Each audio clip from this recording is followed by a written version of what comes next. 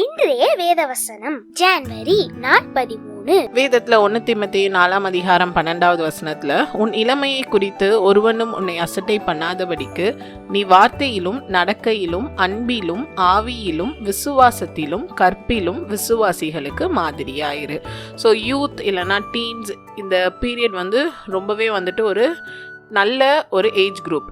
ஆனால் இப்போ இருக்கிற காலகட்டத்தில் ரொம்ப வித்தியாசமாக யோசிக்கிற ஏஜ் குரூப்பாகவும் அவங்க தான் இருக்காங்க. அந்த எங்கே வரைக்கும் வந்துருச்சு அப்படின்னும் போது விசுவாசிகளுடைய பிள்ளைகள், ஆண்டவர் அறிஞ்ச பிள்ளைங்களோட வாழ்க்கையிலையும் பார்க்கும்போது அவங்களோட வே ஆஃப் திங்கிங் எல்லாமே டிஃப்ரெண்ட்டாக தான் இருக்குது. ஸோ வேர்ல்டில் இருக்கிற டெக்னாலஜிஸ் இதெல்லாம் இம்ப்ரூவ் ஆகிட்டே போகலாம். ஆனால் வேதத்தில் இருக்க வசனம் என்றுமே மாறாத ஒன்று தான். ஆண்டவர் இளமை வயதாக இருக்கும்போது நீங்கள் எதுலெல்லாம் மாதிரியாக இருக்கணும் அப்படின்னு சொல்லியிருக்காங்க. என்னென்னா வார்த்தையில் மாதிரியாக இருக்கணும், நம்மளோட நடக்கை அன்பில ஆவியில விசுவாசத்துல கற்பில, அதுவும் விசுவாசிகளுக்கே நம்ம மாதிரியா இருக்கணும் அப்படின்னு சொல்லியிருக்கு.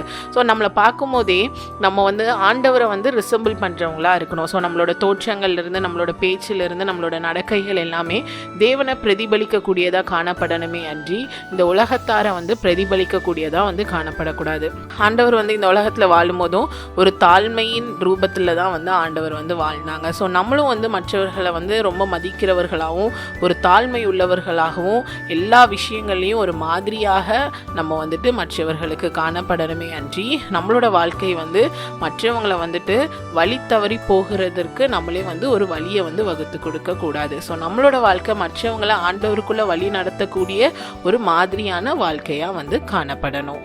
Thank you. Have a blessed day.